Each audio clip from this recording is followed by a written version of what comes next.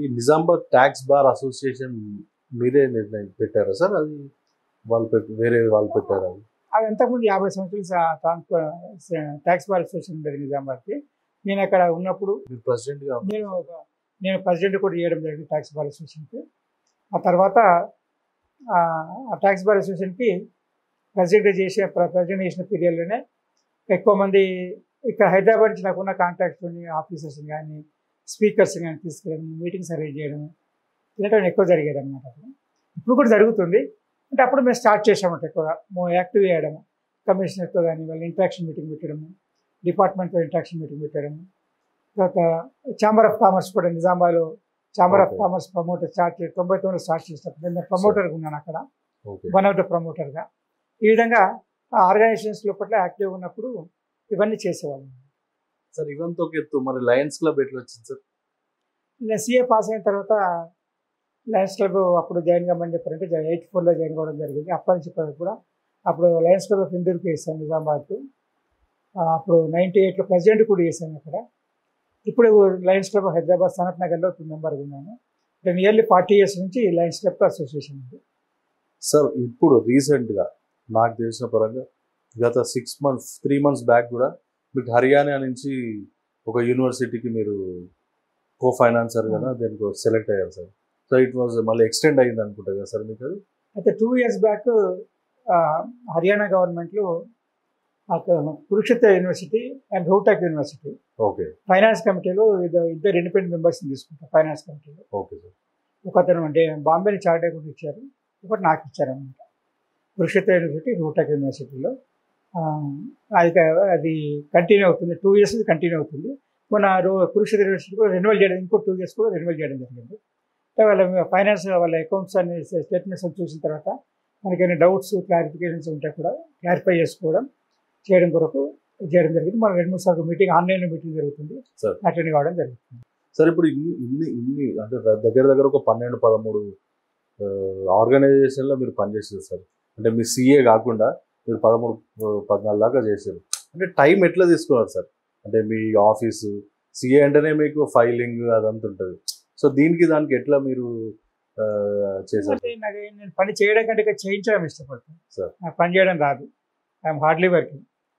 కాబట్టి పని చేయించడం ఇష్టపడతాను. మేనేజ్మెంట్ ఇష్టం, నాకు పని చేయడం రాదు.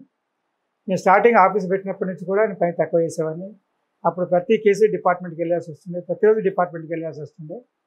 ఈ 42 సంవత్సరాలు 38 సంవత్సరాలు కరోనా వచ్చేంత ప్రతిరోజు డిపార్ట్మెంట్కి వెళ్ళేవాడిని. డిపార్ట్మెంట్కి వెళ్ళే రోజు లేదు ఆల్మోస్ట్ సార్, సాటర్డే సండే తప్ప ప్రతిరోజు డిపార్ట్మెంట్కి వెళ్ళేవాడిని. ఏదో case clarification, doubts, appeal, hearing ఏదో ఒకటి ఉండేది. ఈ కరోనా వచ్చిన తర్వాత ఫేస్ అయిన తర్వాత డిపార్ట్మెంట్ కూడా తగ్గింది. కాబట్టి అయినా కానీ ఏదున్నా కానీ అడ్జస్ట్మెంట్ చేసుకున్నా కానీ ఎప్పుడు కూడా ఏ ఆర్గనైజేషన్ కూడా అశ్రద్ధ చేయడం కానీ తగ్గించడం కానీ ఎప్పుడు చేయలేదు. ఒకటి ఓవర్గా వేయకపోయినా తక్కువ చేయలేదు. అది కాబట్టి అందరూ మన ప్రతి ఆర్గనైజేషన్లో ఇన్వాల్వ్ చేయడం అనేది ఇది చేయడము. నేను చేసేది తక్కువ, ఎప్పుడు కూడా ముందు పొజిషన్ ఉండకున్నా కానీ సపోర్టివ్ పొజిషన్లతో ప్రతి ఆర్గనైజేషన్స్కి అటాచ్ అయి ఉంటాను సార్. నేను విన్న వారికి సిఏ హనుమాన్లు గారికి శత్రువులు ఎవరు ఉండరు, మిత్రులే అందరూ అని వింటా. అంటే మీరు అందరితో అంత కలిసిమెలిసి ఉంటారని విన్నాను సార్. అట్లేనేం కాదు, మనం ఎంతమందికి ఉన్నా కానీ ఎదుటి వాళ్ళకి ఆశ దురాశ ఉందనుకోండి, మన శత్రువులు కావచ్చు. మనం ఎంత బాగున్నా కానీ వాళ్ళ దేశం మనం మార్చలేం కదా, వాళ్ళ మెంటాలిటీ మనం మార్చలేం కదా. కావచ్చు, అర్థం లేదు. అంటే మనం మొత్తం చేయాలనుకోము, వాళ్ళు చేస్తే మనం ఏం చేస్తే చేయలేం కదా. కొట్టాడు, రాళ్ళతో కొట్టాడు, కొడుతూనే ఉంటాడు. మనం కొట్టకపోతే సరిపోదు కదా, వాళ్ళు కొట్టినప్పుడు ఏం చేస్తాం మనం? ఇంకా అది తప్పించుకోవాలి, లేకపోతే తగిలాలి. కాబట్టి దాని గురించి మనకెంత బాగున్నా కానీ ఎదుటి బాగా చూడాలి కదా. మనం చూడకపోతే నష్టం జరుగుతుంది, ఖచ్చితంగా జరుగుతుంది, ఎఫెక్ట్ అవుతుంది. ప్రొఫెషనల్ అయిందా సార్ ఎప్పుడన్నా మీకు? ఇంత 41 years మోసం చేసిన వాళ్ళు ఉన్నారంటారా మీకు? ఫ్రెండ్స్ కాకుండా ఫ్రెండ్స్ కానీ ఉంటారు, ఖచ్చితంగా ఉంటారు. నేను ఒకటే అనుకుంటాను, మోసం చేయడం తప్పు అని మోసపోవడం తప్పు కాదు. మనం మోసం చేయడం తప్పు, కానీ మనం మోసం చేసి తప్పే, మా తప్పే, మన చేతులు లేదు కదా అది. ఓకే, మనకు వచ్చింది మనది, మిగిలింది మనం అనుకుంటాం అంతే. ఇక దాని కొరకని చెప్పని గ్రడ్జ్ పెంచుకొని చేసి దానికోసం చేయడం మాత్రం అవుతాయి. Time will tell. ఏదైనా కానీ ఎంత ఆలస్యమైనా అంత ఎక్కువ నష్టం జరుగుతుంది. ఎదురు చేయాలనుకుంటే నష్టం చేస్తే మాత్రం. కాబట్టి ఇంకోటి ప్రొఫెషన్లో కూడా ఎప్పుడు కూడా క్లయింట్కి నష్టం కావాలి, మనము ఏదో ఎక్కువ రావాలి అనే ఆలోచన ఎక్కువ. క్లయింట్ బాగుంటేనే వాళ్ళకి లాభం వస్తేనే మనం షేర్ తీసుకోవాలి. వాళ్ళకి నష్టం చేసి మనం షేర్ తీసుకునే అవసరం లేదు, మనం సంపాదించుకునే అవసరం లేదు. వాళ్ళ బాగుండాలి, గవర్నమెంట్కి రెవెన్యూ రావాలి, వాళ్ళు సంపాదించాలి, ట్యాక్స్లు కట్టాలి, మనకు రావాలి. కానీ అంతే వాళ్ళు నష్టపోయి మనం వెళ్ళి సంపాదించాలని ఆలోచన లేదు.